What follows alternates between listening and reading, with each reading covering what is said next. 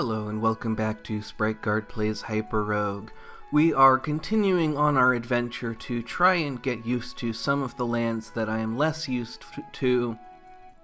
Try and get familiar with them, try and learn how to take them on, and right here we have a vineyard for us to go into. Let's see if we can figure out a kind of more consistent way of dealing with the vineyard, especially once we get into the 7 or 8 treasure area region, or even 10 treasures, because finding your way out of the vineyard is actually one of the most difficult parts of trying to take it on. And so we're going to see if we can just kind of learn how to deal with some of the kind of unusual problems that it presents. You know, there's very much reduced mobility is kind of the first problem. And then the second problem just has to do with the way that monsters behave, that, you know, the vine spirits are not able to move unless you're touching the vine that they are in.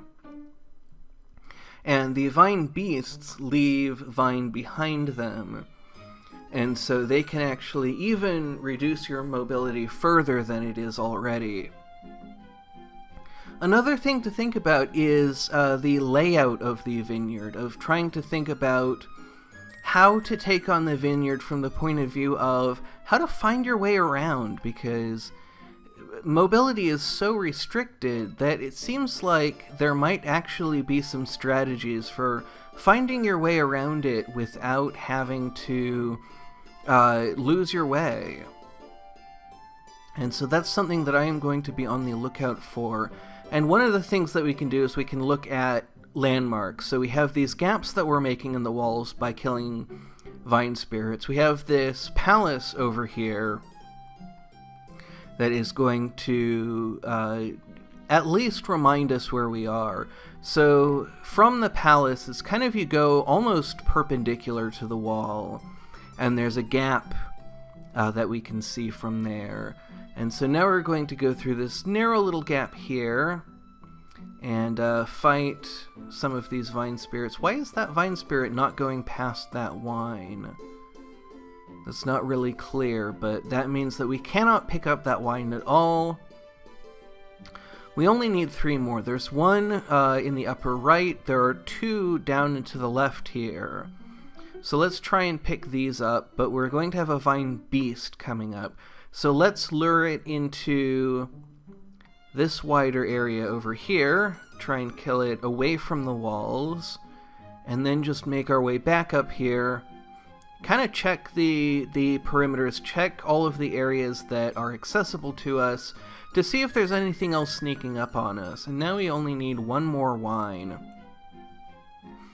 And so we can't get this one, so I'm going to sneak around here, distract this vine spirit, and then that vine beast can get to us. And so we're going to have to lure it again away from the walls over this way, and then we can get around it. And this one again is going to present a little bit more of a hazard, because now we actually have 2 vine beasts in this one little room, 2 vine beast corpses. And we have another one coming up.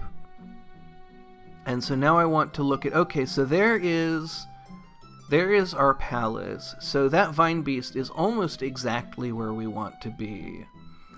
But it is kind of going in a way that is going to let us go around if we kill it there. So we can just go around like this.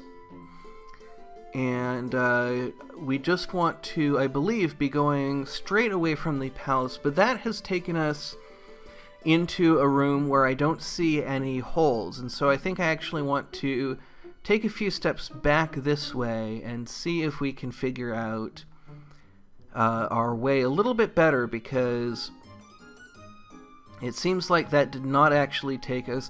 And I'm realizing now that kind of perpendicular, roughly perpendicular to this palace is actually a whole bunch of different directions. And so I think when we went off to the left here, that was actually not the direction we should have gone. I think it was actually this big old gap right here, and there is our crossroads. So, right there, we managed to deal with the vineyard kind of in a much more coherent way than I've ever dealt with it before, just by kind of paying attention and thinking about direction and thinking about how to find our way back to the crossroads so that we don't have to just wander around randomly, kind of hoping that we encounter a crossroads that we can get to. Now I think the thing to do is head into the Windy Planes. This is an area that I have not really messed around with much.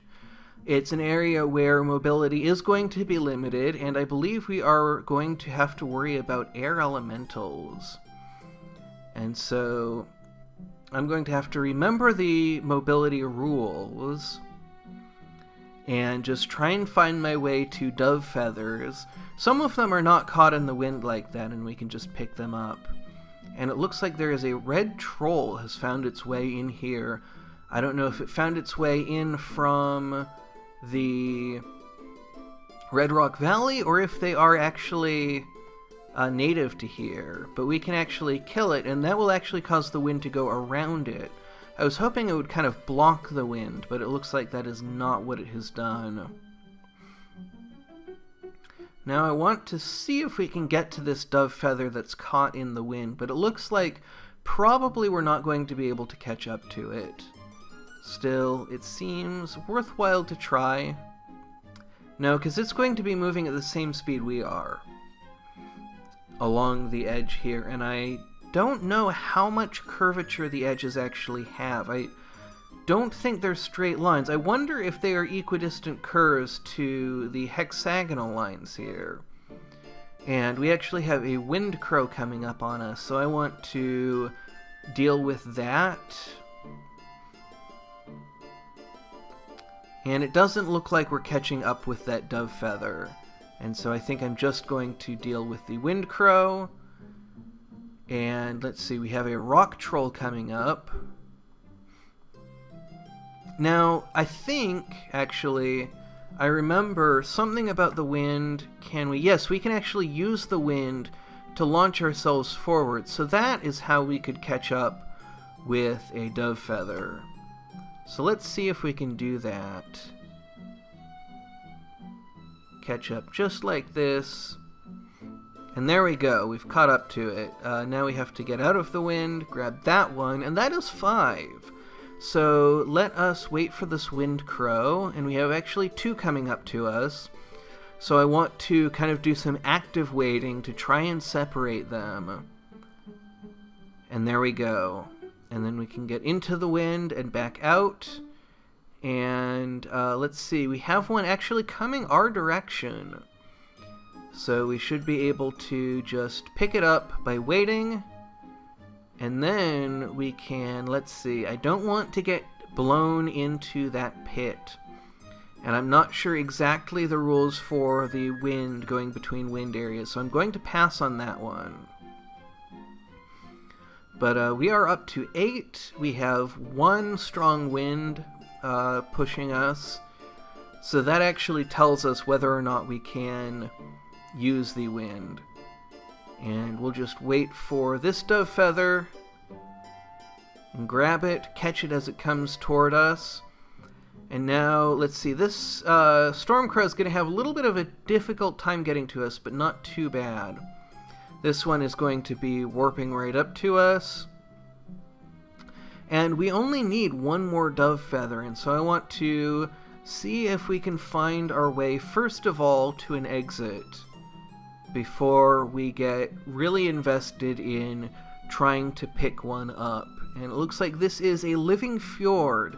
Living fjord is an area that I have mentioned kind of not having put very much thought into it, because it's an area that is dangerous without having a lot to gain.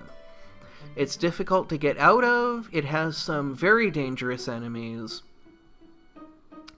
and I'm just not confident that I can get in there and get out. But kind of on top of that is the problem that I don't really feel like there's any reason to try. It really feels like there's just not that much to do there. It doesn't feel like there's orbs of water, which can be useful for certain things. There's orbs of the fish, which can be useful. But I don't think there's that much that we actually want that's going to really improve the course that we're on, especially since kind of the theme for this week, or for this series of weeks, has been taking on areas without orbs and without preparation. And so there's not even any preparation, there's not any achievements that I want to get. There's just not really anything drawing me there. And so I think we're going to leave it. So in the next episode, I think what we're going to be looking for is the zebra is a big one. And then let's see, we have 15 HyperRogues. We have emeralds, wines, rubies. Do we have any mutant fruit? It seems that we do not. We have already seen the Orb of Freedom, though. So we don't have a huge compelling reason to head into the clearing. Let's see if we can do that, and then that. So what do we have appealing to us? We have the Dead Cave, actually, is someplace that we want to go in the near future. I think I'm going to wrap it up here. I'm going to be looking for an Orb of Safety. But in the next one, I think the Dead Cave is definitely someplace that we want to go. And we will not be using the Orb of Flash to make things trivial. We will not be using the Orb of Ether. We will be trying to figure out how to take it on without any tools. See if we can develop strategies for it. Because that is really what this series is turning out to be. And maybe someday in the far future, we will find the courage to take on the Camelot quest, the Princess quest, the things that I just do not feel up to commentating. But until then, we are just looking for an Orb of Safety, and it looks like the game really does not want to give me one. That is an Orb of Storms. Let's see. There's an Orb of Safety, so let's drop into that.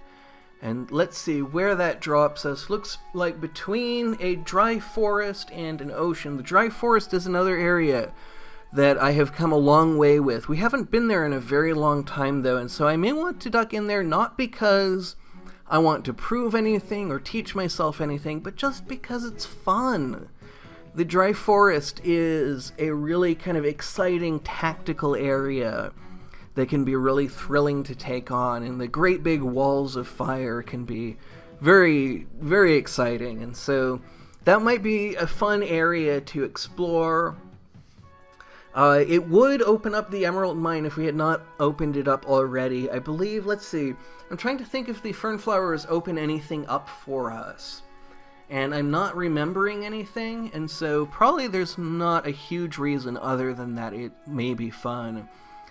We may end up going to some other areas, though. Zebra and Dead Caves are at the top of my list of areas that I am eager to take on again, eager to see if we can make something happen.